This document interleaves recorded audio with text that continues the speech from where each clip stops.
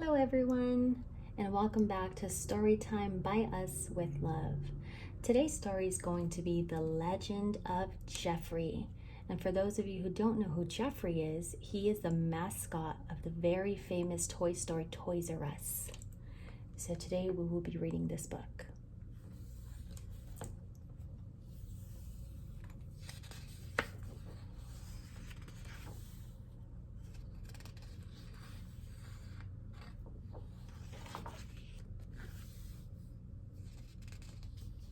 The Legend of Geoffrey.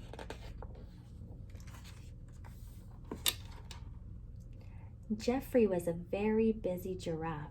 They were tasty leaves to munch, colorful friends to meet, and super fun games to play all day long.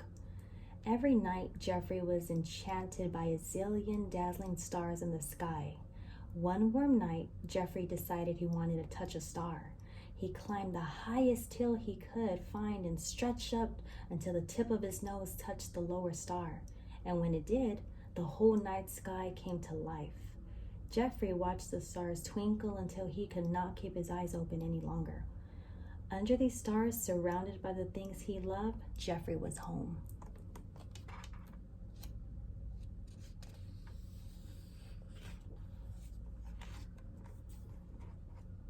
The next morning when he woke up, Geoffrey felt different inside, a little more special than usual. And he looked different too. His brown spots had turned into sparkling stars. If that wasn't strange enough, there was also a little monkey trying hard to get his attention. "I'm Maya," announced the friendly monkey. "Cool stars. Do you want to play?" she asked. Of course Geoffrey wanted to play. He watched Maya swing from branch to branch and then he gave it a try. But giraffes were not meant to swing from tree branches, so he made up a different game. Geoffrey was pretty good at this one. He and Maya were having so much fun they didn't even notice that. A pride of lions had circled them. "Hello, desert," said the largest lion, licking his chops. Actually, my name is Geoffrey," stammered the giraffe. "Would you like some nice, sweet apricots?" Geoffrey offered up a hooful, shaking with fear. The lion was about to take a bite out of Geoffrey when he noticed the giraffe's coat. "Stars!" he exclaimed. "There is no ordinary giraffe." The lion bowed down to Geoffrey and he explained, "There is a famous legend that one day an animal covered in stars will appear and bring awesome fun to the world." The lions all nodded. Geoffrey was covered in stars. But could it be true? "I'm no legend, I'm just Geoffrey," he told them. The lions smirked. "Well, if you're not the legend, then you're lunch." Geoffrey quickly agreed that he was absolutely positively the star-covered wonder from the legend. The lion told him kindly, "You have the gift of awesomeness. You must follow the stars to find your destiny."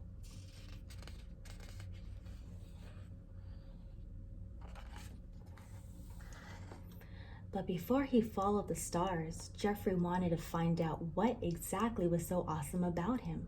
He challenged Charlie, the cheetah, to a race. He lost. He did not have awesome running powers.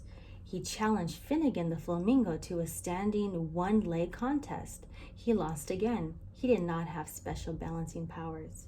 He thought maybe, just maybe, he could fly. Nope, no flying powers. "Maybe you just need to follow the stars and figure out your awesomeness along the way," suggested Maya. "The only stars I can see are over there," Geoffrey pointed out in the distance. Geoffrey and Maya made their way across the dry golden grass, and wherever they went, the grass turned lush and green as if by magic.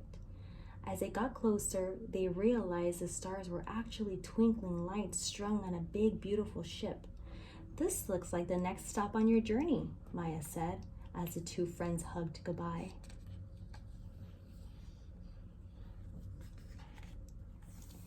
Geoffrey boarded the ship, excited to see where the stars would lead him.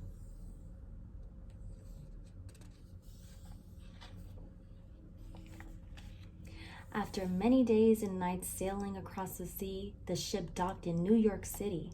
Geoffrey got a bite to eat and took a good look around at the buildings and strange little creatures.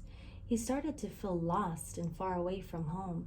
He thought about Maya and the lions who told him about the legend that said he should follow the stars. But which stars?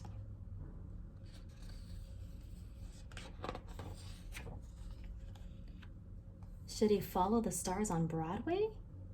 No, these were probably not the right stars. That gigantic spinning star seemed to be calling his name, but it just made him dizzy. Maybe he needed to get even closer to the night sky to find his way, but not that close. Or maybe he would be better off figuring this out when his feet on the ground. He was trying to decide which way he should go when he spied a monkey on the street who reminded him of Maya. Geoffrey lifted the worn little stuffed animal. As he did, the monkey magically came to life. "Who are you?" demanded the scrappy stuffed animal. "Where is Lulu?" That way?" Geoffrey pointed at the pedicab up ahead, where they could just see the red pom-pom on the little girl's pink hat. He and the monkey jumped in a taxi and pointed the way. But there were so many cars that soon they couldn't see the red pom-pom or any sign of Lulu at all, so they hopped out.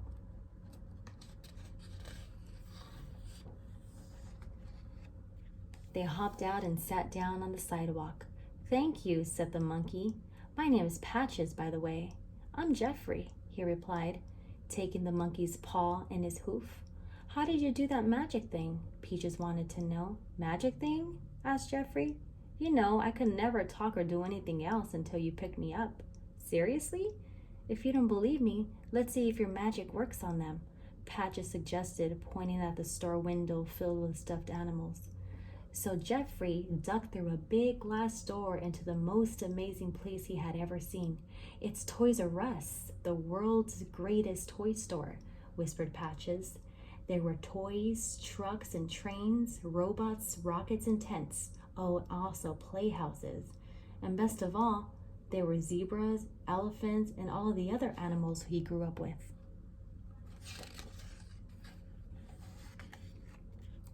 Patches said, "Okay, Geoffrey, now try your magic." Geoffrey's eyes lit up. His stars began to shimmer as he ran through the store, and with the slightest tap of a hoof, brought the toys to life.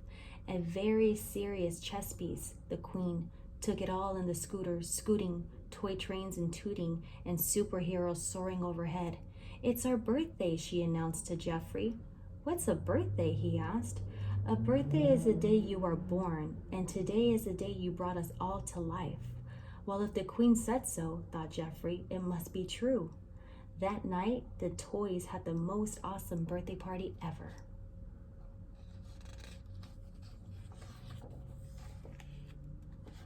Early the next day, a parade of excited little children began to fill into Toys R Us. "Happy birthday," said one sweet grandma to her young grandson. "Now let's see what awesome toy we can find for you." When Geoffrey heard happy birthday, his velvety ears perked up. A real-life birthday. Geoffrey began to stack some wooden blocks. The little boy ran to the tower of colorful blocks, and his grandmother smiled. "Happy birthday," said a man in paint-splattered pants to his daughter. "Let's find a great present for you." Geoffrey went to work again. "Excuse me," he said to the little girl. "Every artist needs an easel." Her eyes lit up.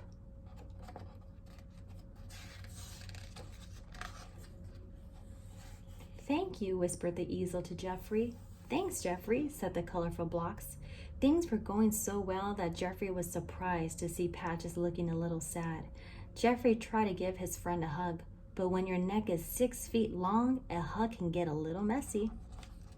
Patches and Geoffrey tried to clean up, but they only made things worse. So they decided it was best to scoot out of the way. Patches smiled at Geoffrey. "You're a really good friend," he said, "but I miss being home with Lulu." A shiny red fire truck piped in. "I would love to find a home." "We would all love to find homes and kids to be friends with," added a funny little robot. "Well, then I will find a home for each of you," Geoffrey promised. His stars began to glow and the toys hummed with excellence. and excitement. One by one, Geoffrey went about finding the perfect child to take home each of his new friends. Geoffrey and Patches looked around at all of the happy children heading out of the store with their new toys when suddenly they spotted Lulu. They hopped on a scooter and raced over to Lulu. Just in time. I think this monkey will be perfect for you, Geoffrey told her. Patches, I thought I would never see you again, Lulu squealed. She hugged her long-lost friend and looked up at Geoffrey. Thank you for finding him.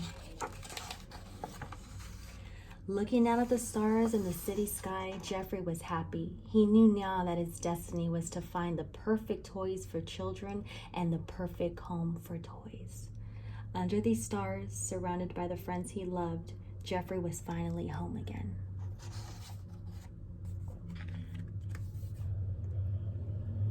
The end.